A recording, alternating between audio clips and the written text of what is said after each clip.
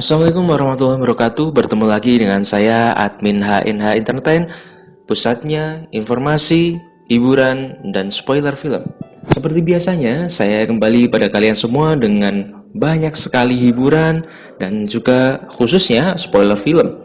Pada kali ini kita akan membahas salah satu film fenomenal pada tahun 2000-an yang diperankan oleh Tom Hanks. Film ini berjudul Castaway, mana film ini menceritakan tentang seorang yang terdampar di suatu pulau. Baik, sebelum kita masuk pada filmnya, tidak bosan-bosan saya mengingatkan kepada kalian semua bahwa menonton film secara langsung memberikan pengalaman yang lebih maksimal. Dan bagi kalian tetap ingin melanjutkan film ini, mari kita langsung saja membahas filmnya.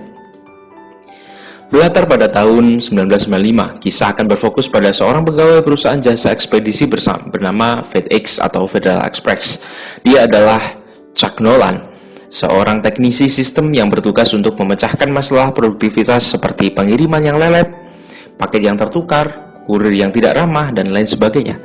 Chuck sendiri memiliki seorang kekasih bernama Kelly yang sudah berpacaran cukup lama, bahkan tinggal bersama untuk waktu yang tidak sebentar. Namun, belum menikah. Rencananya mereka berdua akan menikah dalam waktu dekat ini. Tetapi karena jadwal padatnya si Chuck ini yang harus pergi ke gudang FedEx di seluruh dunia membuatnya harus berpergian sehingga pernikahan mereka berdua terus tertunda. Tepat saat malam, di malam Natal, Chuck pun mendapat tugas jika dirinya harus pergi ke Malaysia malam ini juga. Dengan kata lain, mereka berdua harus mengatur ulang jadwal pernikahan karena menyesuaikan dengan pekerjaan mereka supaya bisa mendapatkan waktu yang pas. Sesaat sebelum naik pesawat, Kelly memberikan hadiah Natal yaitu jam saku model vintage yang di situ terdapat foto Kelly juga, agar supaya Chuck selalu mengingatnya dan segera mempersuntingnya agar hubungan mereka bisa sakinah, mawaddah, dan warohmah. Penerbangan Chuck menuju kampung halaman Upin Ipin ini pun berjalan lancar sampai para pilot mengalami putus komunikasi dengan pusat kendali akibat cuaca yang buruk yang sedang terjadi sehingga pesawat harus mengubah jalur terbang memutari badai tersebut. Namun tiba-tiba terjadi turbulensi yang sangat kencang disusul dengan ledakan yang membuat pesawat harus mendarat darurat di permukaan air. Chuck disuruh untuk memegang erat-erat sebuah pelampung yang ketika situasi semakin kritis tiba-tiba pesawat hancur dan mengalami kecelakaan. Chuck pun menjadi satu-satunya orang yang selamat berkat pelampung atau perahu karet darurat, sedangkan 2 pilot dan 1 kru tewas akibat mengalami benturan secara langsung, sehingga Chuck harus menerima bahwa faktanya dirinya harus terombang-ambing sendirian di tengah badai yang dahsyat ini. Keajaiban terjadi ketika Chuck terdampar di sebuah pulau terpencil di mana ia mencoba untuk meminta pertolongan dengan membuat tanda help. Berharap tim evakuasi datang dan menolong dirinya. Keesokan harinya, tim evakuasi belum juga datang dan justru Chuck menemukan beberapa kardus berisi paket FedEx yang harus dikirim. Sebagai karyawan yang pembaik dan menjunjung tinggi visi dan misi pengiriman paket, Chuck pun merapikan paket-paket tersebut karena besar harapan tim evakuasi datang dan paket tersebut masih harus dikirim kepada penerimanya. Benar-benar mentalitas orang pekerja. Satu hari tidak minum tentu membuat Chuck sangat kehausan, sehingga ketika menemukan beberapa butir kelapa yang tergeletak membuatnya harus mengambil salah satunya. Tetapi karena tidak memiliki skill survival atau tidak pernah sekali menonton tutorial camping survival di YouTube, Chuck pun harus menghabiskan waktu berjam-jam hanya untuk bisa minum 1 butir kelapa. Tak cukup hanya minum, Chuck pun mencoba mencari ikan untuk dimakan di mana saja. Dia justru menemukan sebuah gua kecil, lebih tepatnya sebuah celah di antara bebatuan bukit yang tidak ada apa-apa di sana. Ketika Chuck sedang berada di atas bukit, dia melihat ada 1 kru pesawat yang berhasil sampai ke daratan. Namun saat dihampiri, kru tersebut sudah menjadi mayat, sehingga dengan penuh kekecewaan, Chuck pun menguburnya dan harus menerima fakta bahwa dirinya akan terdampar sendirian di pulau ini untuk waktu yang tidak ditentukan. Satu-satunya motivasi yang membuatnya harus tetap bertahan hidup adalah sosok sang kekasih tercinta yakni Kelly, di mana Chuck terus memandanginya sambil menyala hidupkan lampu senternya agar bisa tidur di pulau terpencil tersebut. Beberapa hari berlalu, Chuck pun mulai bisa menyesuaikan dirinya dengan alam liar dan mulai menggunakan insting bertahan hidupnya dengan cara menangkap ikan menggunakan tongkat kayu. Kemudian minum air dari dahan daun yang tentu tidak bisa memenuhi gizi seorang Chuck. Sehingga tetap saja dia merasa lapar dan kehausan setiap harinya. Harapan pun muncul ketika Chuck melihat sebuah titik terang di ujung lautan sana. Tak ingin melewatkan kesempatan, Chuck pun memberanikan diri untuk mengayuh perahu karetnya meski pada akhirnya dia tak sanggup melawan terjangan ombak yang begitu dahsyat. Hari itu cuaca sangat buruk, sehingga Chuck memutuskan untuk tidur di dalam gua kecil yang dia temukan dan mungkin gua ini akan menjadi tempat tidurnya untuk beberapa waktu ke depan. Tak tahan dengan rasa haus dan lapar yang semakin menyerang, Chuck pun memutuskan untuk melanggar kode etik pegawai jasa ekspedisi dengan membongkar semua paket yang ada, berharap ada sesuatu yang bisa dimakan atau diminum. Namun kebanyakan dari paket tersebut berisi barang-barang seperti baju, bola voli, dan ice skating. Dengan kreativitasnya, Chuck berhasil membuka sebutir kelapa muda menggunakan besi pada sepatu ice skating tersebut. Ada satu paket yang tidak Chuck buka, yang di situ terdapat gambar sepasang sayap yang bagi Chuck mungkin itu sangat berharga dan mungkin saja paket itu sangat penting sekali sehingga Chuck memilih untuk menyimpannya meski waktu yang belum ditentukan. Dengan barang-barang tersebut, kini Chuck setidaknya punya peralatan dasar bertahan hidup. Seperti besi untuk mengoncek degan, meruncingkan sebuah tongkat kayu, dan menangkap ikan serta binatang lain menggunakan kain jaring dari sebuah gaun indah yang didapatkannya dari paket tersebut. Masalahnya adalah Chuck tetap harus memasak semua tangkapannya supaya matang dan tentu saja memerlukan api untuk melakukan proses tersebut. Dengan basic skill dadakan hasil pelajaran sekolah yakni kayu kering jika digesek dengan materi yang sama akan menghasilkan panas dan api, Chuck pun berulang kali mencoba membuat api sendiri tetapi gagal dan justru sempat melukai tangannya hingga berdarah. Chuck pun marah-marah sambil melempar bola voli di sampingnya yang ketika dia lelah, jejak telapak tangan yang membentuk semacam wajah yang lantas dia perjelas, sadar bahwa kesendirian dan kehampaan akan menimbulkan kegilaan. Chuck pun memberikan nama bola itu sesuai mereknya yakni Wilson dan menjadikannya sebagai teman bicara dan pendamping selama Chuck terdampar di sini. Dengan semangat bola voli merek Wilson, Chuck pun berhasil membuat api menggunakan material yang tepat, yakni serabut kelapa yang mudah terbakar yang memang di kampung saya pribadi sering dijadikan bahan bakar untuk ngeliwet atau sekedar membuat wedang. Chuck senang bukan main karena akhirnya mampu membuat api sendiri menggunakan tangannya sendiri untuk bertahan di alam liar. Setelah pikirannya tenang karena bisa menghasilkan api, membuat makanan sendiri dan menemukan beberapa metode baru untuk bertahan hidup, Chuck pun mulai membuat perhitungan tentang posisi jatuhnya pesawat yang membuat sebuah hipotesis dan kemungkinan apakah dirinya bisa ditemukan, di mana Chuck mengatakan kepada Wilson bahwa posisi mereka sangat jauh dari tempat jatuhnya pesawat, sehingga kemungkinan mereka berdua ditemukan adalah 0%. Beberapa minggu berlalu, Chuck mulai merasakan sakit luar biasa pada gigi gerahamnya karena dia sadar jika selama ini dirinya terus menunda-nunda mengobati gigi berlubangnya pada seorang dokter gigi langganannya bernama James.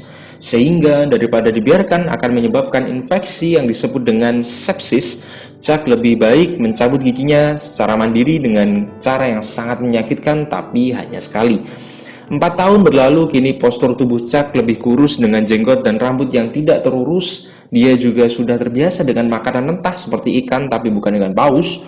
Juga hari-harinya hanya dihabiskan mencari makanan dan bengong sendirian secara terus-menerus. Saat itulah Chuck menemukan sebuah pintu toilet pesawat dengan bahan yang terbuat dari material yang cukup ringan sehingga muncullah sebuah ide untuk membuat sebuah rakit atau perahu kecil dengan pintu toilet tersebut sebagai atapnya. Dibantu Wilson yang sebenarnya tidak terlalu berkontribusi besar. Dengan kondisinya yang sudah sama gondrongnya dengan Chuck, dia pun menebang sebagian besar pohon kelapa hingga menghasilkan setengah dari pohon kelapa di pulau tersebut untuk membuat sebuah rakit yang menurutnya bulan ini merupakan bulan yang tepat untuk berlayar karena angin tidak terlalu kencang sehingga laut akan lebih bersahabat. Di sela-sela proses pembuatan rakitnya, Chuck pun naik ke atas bukit yang di situ akan diperlihatkan bahwa selama 4 tahun ini Chuck sempat berniat untuk bunuh diri, namun dengan motivasi untuk bertemu lagi dengan Kelly, perasaannya pun berhasil menang dan tak jadi bunuh diri. Sehingga Chuck kini memanfaatkan tali buatan tersebut sebagai bahan untuk mengikat rakit buatannya. Tibalah hari yang dinanti-nanti. Rakitnya kini sudah siap berlayar. Chuck pun berkemah sambil membawa satu paket yang selama 4 tahun ini selalu disimpannya. Tetapi sebelum itu, Chuck pun menyempatkan diri untuk menorehkan jejak dirinya pada sebuah batu bahwa alasan utamanya bertahan adalah Kelly, sang kekasih tercinta. Satu persatu ombak pun berhasil dilewatinya, di mana saat Chuck sudah berhasil mencapai titik aman, dia pun memandangi pulau itu dengan penuh kesedihan. Yang hal tersebut sangatlah masuk akal, karena siapa yang gak sedih ketika kita sudah tinggal cukup lama di sebuah tempat yang harus kita tinggalkan tempat itu untuk selamanya. Memang pada awalnya Chuck juga merasa asing dengan pulau ini, tetapi selama 4 tahun sendirian di sana, wajar jika merasa pulau itu seperti rumahnya sendiri dan merasa sangat berat untuk pergi dari sana. Dalam sepanjang pelayarannya, Chuck sempat berjumpa dengan seekor paus jenis paus bungkuk atau Hambic whale. Tidak ada interaksi spesial, ya hanya saling pandang satu sama lain. Yang membuat momen tersebut istimewa adalah momen langka yang tidak akan pernah terlupakan seumur hidup. Hari berhari di tengah lautan dengan hanya bertahan hidup dengan menangkap ikan, Chuck dan Wilson pun harus kehilangan atap rakit ketika badai menerjang mereka. Tetapi beruntung raknya cukup kokoh sehingga mereka berhasil melewati cuaca buruk tersebut dan berhasil lewat dan lolos. Dan betapa sedihnya Chuck saat kehilangan Wilson akibat terlepas dari rakit yang karena jaraknya sudah terlampau jauh. Chuck pun dengan sangat berat hati harus merelakan sahabat satu-satunya selama 4 tahun ini selalu setia menemaninya.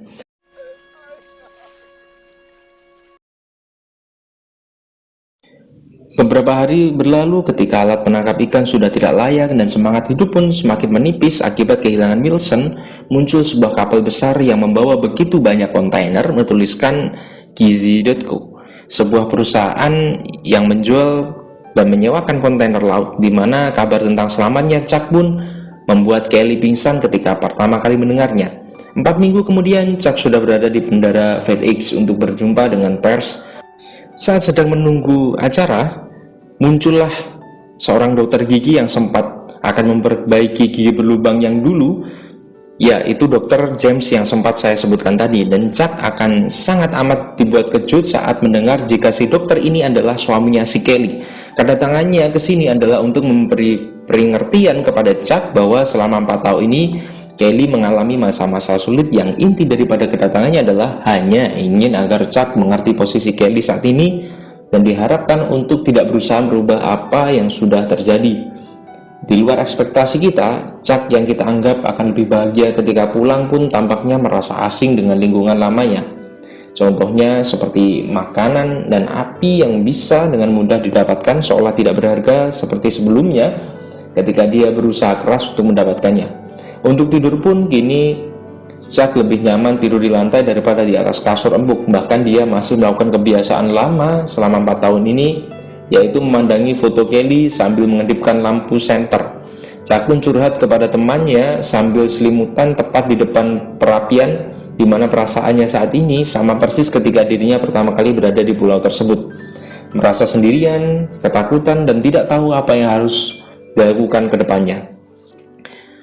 2 kali Chuck kehilangan Kelly, yaitu ketika terdampar di pulau dan saat kembali ke sini. Namun hikmah yang bisa didapatkan dari semua ini adalah bersyukur bahwa dia masih bisa bernafas dan harus tetap bernafas untuk bertahan hidup.